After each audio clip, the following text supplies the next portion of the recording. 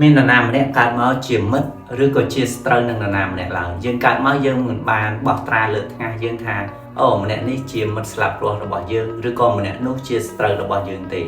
គឺវាមានតែរយៈពេលផលប្រយោជន៍និងតម្រូវការការងារប៉ុណ្ណោះដែលវាអាចធ្វើឲ្យមនុស្សយើងនឹងក្លាយជាមិត្តឬក៏ជាស្ត្រូវនឹងគ្នាបានហើយនៅក្នុងโลกនឹងគ្មានមិត្តភាពជារៀងរហូតហើយក៏គ្មានសត្រូវជារៀងរហូតដែរគឺវាមានតែផលប្រយោជន៍ទេដែលវានៅជារៀងរហូតនៅពេលដែលមនុស្ស2នាក់ឬក៏2ក្រុមគាត់មានផលប្រយោជន៍រួមមានន័យថាគោលដៅរបស់ពួកគាត់រួមអញ្ចឹងពួកគាត់អាចបន្តដំណើរជាមួយគ្នាបានជាមិត្តភាពឬក៏ជាដៃគូប៉ុន្តែនៅពេលណាមួយដែលផលប្រយោជន៍របស់គាត់នឹងដើរខ្វែងគ្នាមានន័យថាពួកគាត់ចាប់ផ្ដើមដណ្ដើមគ្នាដណ្ដើមអំណាចឬក៏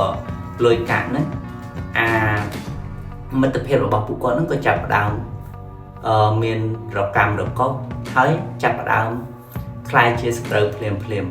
បែបហ្នឹងហើយយើងត្រូវប្រុងប្រយ័ត្នក្នុងការកសាងទំនាក់ទំនង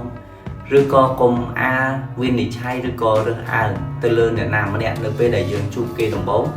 យើងចាប់ផ្ដើមស្អប់គេព្រោះអីយើងមិនប្រកាសទេថាមនុស្សដែលយើងស្អប់គេនៅថ្ងៃហ្នឹង